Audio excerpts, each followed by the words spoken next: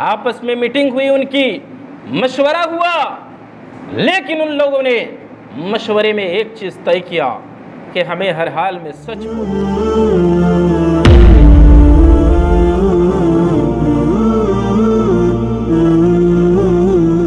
जाफर रज़ियल्लाहु ताला अन्हु बादशाह के पास पहुँचे। पहुँचने के बाद बादशाह ने पूछा कि बताओ तुम्हारा मामला क्या है। जाफर रज़ियल्लाहु ताला अन्हु ने कहा, है बादशाह सलामत, हम एक जाहिल कौम थे, हम जाहिल कौम थे और हम बुत परस्ती करते थे, हम मुर्दार खाते थे और बदकारी क्या करते थे, हम साया को परेशान करते थे और इसी तरह से रिश्ते नाते हम तोड़ते थे। इसी बीच में हमारे दरमियान अल्लाह के रसूल सल्लल्लाहु अलैहि वसल्लम नबी बन कर के आए। हम ही में से वो नबी थे, हम ही में से एक शख्स को अल्लाह ने नबी बनाया। हम उनकी पाक दामनी को जानते थे, पहले से जानते थे हम उनकी पाक दामनी को, उनकी अमानतदारी को, उनकी सच्चाई को, उनके नसब को, उनके हसब को हम पहले से जानते थे। लिहाजा उस नबी ने नबूवत का ऐलान किया और हमसे कहा कि तुम एक अल्लाह की इबादत करो, बुत परस्ती न करो, सच्चाई पर चलो, अमानतदारी को अपनाओ, खून रेजी मत करो, ज़िना मत करो, बदकारी मत करो। हमें नबी ने यह समझाया, हमें तौहीद की दावत दी, शिर्क से रोका, बुराइयों से रोका। लिहाजा हमने नबी की बात मान ली और नबी ने हमसे कहा कि नमाज पढ़ो, रोज़ा रखो, ज़कात दो, अच्छाई का काम करो, बुराई से बचो। हमने नबी की बात मान ली और जब हम नबी की बात मान लिए तो ये मुशरिकीन मक्का हमको सताने लगे। हम मजबूर होकर के हमने सुना था कि एक आदिल बादशाह हैं, आप रहमदिल बादशाह हैं। हमको जब इन मक्का के मुशरिकीन ने सताया तो हम आपकी तरफ हिजरत करके चले आए ताकि हम आपके यहाँ सुकून की सांस ले सकें, हम अपने दीन पर अमल कर सकें। बादशाह ने कहा कि तो फिर ऐसा है कि जो तुम्हारे नबी ने दीन लेके आया है वो नबी हम वो दीन की चंद बातें सुनाओ। हज़रत जाफ़र रज़ियल्लाहु ताला अन्हु ने सूरा मरियम की आयतों की तिलावत करना शुरू किया। उधर हज़रत जाफ़र रज़ियल्लाहु ताला अन्हु सूरा मरियम की आयतों की तिलावत करते जा रहे थे और इधर मुल्क हबश का बादशाह इधर ये रोते जा रहा था। रो करके इनके आँखों से आंसू निकल करके इसकी दाढ़ी भींग गई और इसी तरह से उसके पास जो वज़रा थे और जो उसको पादरी थे वो भी रोने लगे और रो करके उनके सामने जो उनकी किताबें रखी हुई थी वो किताबें भी भींग गईं। और इस तरह से जब उसने सुना तो नज्जाशी ने कहा कि ये तो वल्लाह वही कलाम है जो हज़रत मूसा अलैहिस्सलाम लेकर के आए थे, उसी शमेदान हज़रत ईसा अलैहिस्सलाम लेकर के आए थे, उसी शमेदान से निकला हुआ ये कलाम है। यानी जो ईसा अलैहिस्सलाम लेकर के आए थे और जो मोहम्मद सल्लल्लाहु अलैहि वसल्लम लेकर के आए हैं वो एक ही चिराग से निकली हुई बातें हैं। बादशाह ने कहा कि तुम लोग वापस चले जाओ। बादशाह ने कहा अम्र बिन आस रज़ियल्लाहु ताला अन्हु से और अब्दुल्ला बिन रबिया रज़ियल्लाहु ताला अन्हु से जो अभी मुसलमान नहीं हुए थे उन लोगों से कहा कि तुम लोग चले जाओ, मैं इनको वापस नहीं कर सकता। लेकिन अम्र बिन आस रज़ियल्लाहु ताला अन्हु इतनी जल्दी हार मानने वालों में से नहीं थे, अभी इस्लाम कबूल नहीं किए थे, लेकिन वे एक मजबूत आदमी थे, जल्दी हार मानने वालों में से नहीं थे। उसने अपने साथी से कहा कि मैं कल फिर बादशाह से मिलूंगा और इनके बारे में ऐसा इल्ज़ाम लगाऊंगा कि बादशाह इनको जलील करके यहाँ से निकालेगा। अब्दुल्ला बिन रबिया ने कहा छोड़ दीजिए, क्योंकि इन्होंने अगरचे इस्लाम कबूल किया है लेकिन ये हमारे भाई ही तो हैं, ये हमारे ही कबीले और समाज के तो हैं, छोड़ दीजिए।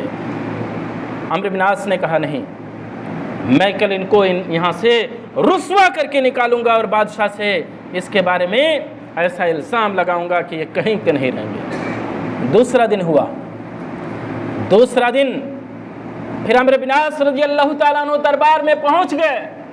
कहा, ऐ बादशाह सलामत, आप जरा इनसे पूछिए तो ईसाइयत के बारे में क्या कहते हैं।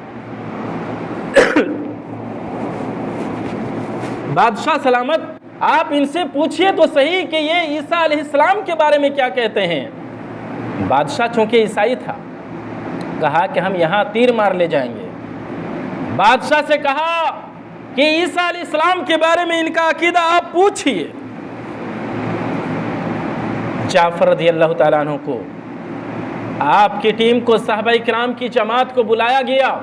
इस मर्तबा सहाबाए किराम ज़्यादा घबराए। मामला ये था कि बादशाह ईसाई था और ईसा अलैहिस्सलाम के बारे में उनको भड़काया गया था बादशाह को। लेकिन उन्होंने फिर मीटिंग की और ये तय किया कि हमको हर हाल में सच कहना है, झूठ का दामन हम नहीं छोड़ेंगे, झूठ का दामन नहीं पकड़ेंगे, चाहे जो कुछ हो जाए हम सच्चाई से काम लेंगे। बादशाह के सामने हज़रत जाफर रज़ियल्लाहु ताला अन्हु बहैसियत तर्जुमान खड़े हुए और कहा, बादशाह सलामत, हम ईसा अलैहिस्सलाम के बारे में वही कहते हैं जो हमारे नबी ने हमसे कहा है, और हमारे नबी ने ईसा अलैहिस्सलाम के बारे में कहा है कि ये अल्लाह के बंदे हैं और उसके रसूल हैं। ये अल्लाह के बंदे हैं, ईसा अलैहिस्सलाम अल्लाह के बंदे और उसके रसूल हैं और अल्लाह के रूह हैं और अल्लाह का वो कलेमा है जो अल्लाह तबारक व तआला ने कमारी पाक दामन मरियम के पेट में इल्का किया था, फूंका था और ईसा अलैहिस्सलाम पैदा हुए। लिहाजा हमारे नबी ने हमको यही बताया, यही सिखाया।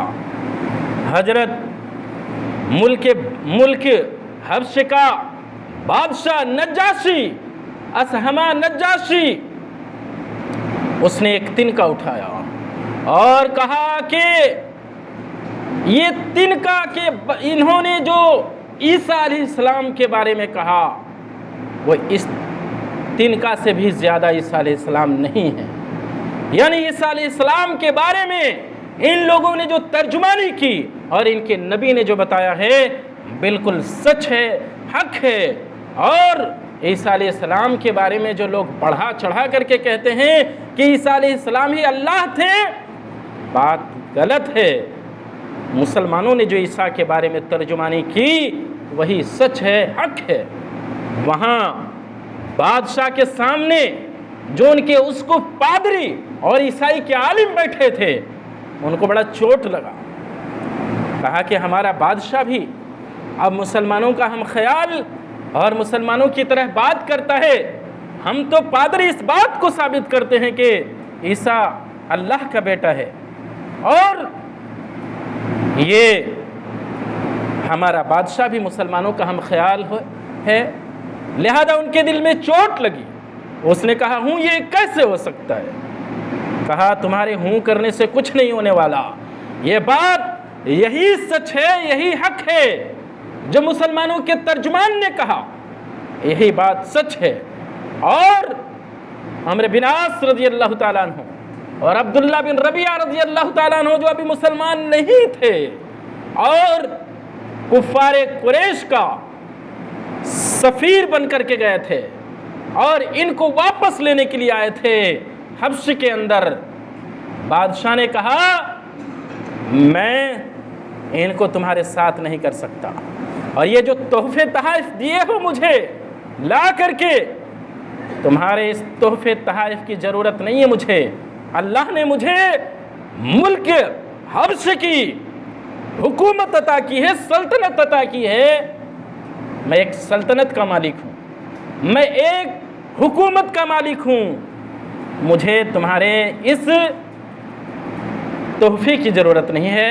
वापस चले जाओ, अपने तोहफे लो, वापस चले जाओ।